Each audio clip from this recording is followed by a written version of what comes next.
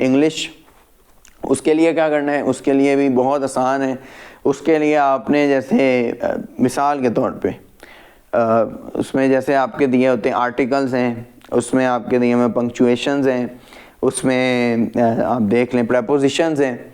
अब आपने और भी बहुत से बेशतर क्लॉजेज हैं, सेंटेंसेस हैं, उसमें फ्रेजेस हैं और बहुत सी चीज़ें हैं। एक पूरा पैसेज हो जाता है, उसमें से भी आप कॉम्प्रिहेंशन टाइम वो भी आप निकाल।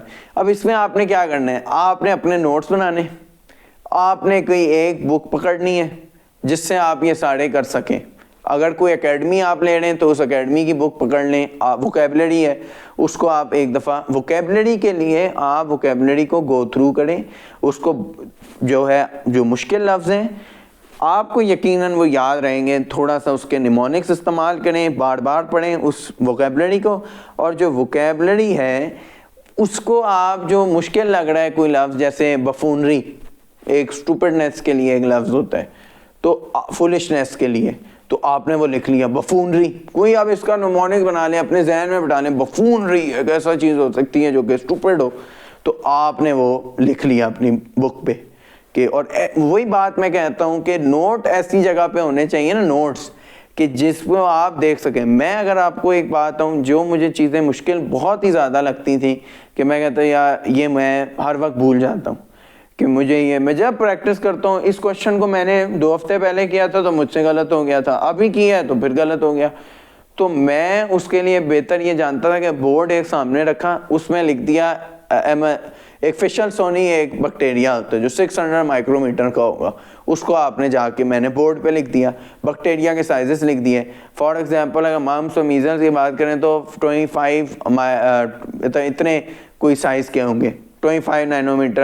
आप देख लिया जाके 200 नैनोमीटर के वायरस का टोटल साइज़ कितना होता है, 200 नैनोमीटर, 20 नैनोमीटर, कोई इस तरह की जो चीज़ें जो अक्सर और बेशतर भूल जाते हैं, कन्फ्यूजन है, चीज़ों को मिक्सअप हो जाते हैं। 200 नैनोमीटर किसी और का भी हो सकता है। तो इस तरह करके जो चीज़ें कन्फ्यूजन की हैं, जैसे बैक्टीरियोफेजेस पे कन्फ्यूजन होती है, तो उसमें आपने जो है वो जाके लिख लेना है।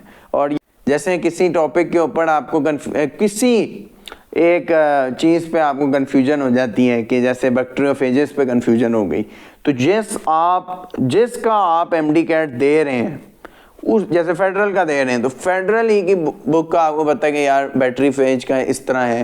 पंजाब का आपको पता है, पंजाब का दे रहे हैं, पंजाब का पता है कि बैटरीफेज में इसका ये चीज़ है, तो आप वो लिखेंगे। ठीक है, ये कन्फ्यूजन के लिए मैंने क्लियर कर दी बात। अगर कन्फ्यूजन होती है तो जिसका आप दे रहे हैं, मतलब फेडरल का दे रहे हैं तो फेडरल की बुक से रेफ़र करेंगे, पंजाब का दे रहे हैं तो पंजाब की बुक का रेफ़र करेंगे, केपी तो केपी की बुक का रेफ़र, सिंध तो सिंध की बुक का रेफ़र। ठीक है, अच्छा अब इंग्लिश का मैंने बता दिया। फिर जैसे इंग्लिश का एक चीज़ मैं और ऐड इसमें करूँगा कि जैसे आपका है जैसे प्रेपोजिशन वगैरह तो आपने नोट्स में लिख लिया, और इंग्लिश की भी आप जितनी प्रैक्टिस करेंगे उतना ही आपको याद रहेगा। आप खुद कहेंगे कि मैंने तो अभी नोट्स बनाए थे और इंग्लिश के मैं प्रेपोजिशन फिर भूल गया, मुझे तो आ ही नहीं रहे, मुझे तो इसकी अप्रोच नहीं आ रही। शॉर्ट वीडियोज़ हैं अगर, तो इसके ऊपर आप ये देख लें, प्रेपोजिशन के ऊपर शॉर्ट वीडियोज़ को ही देख लें।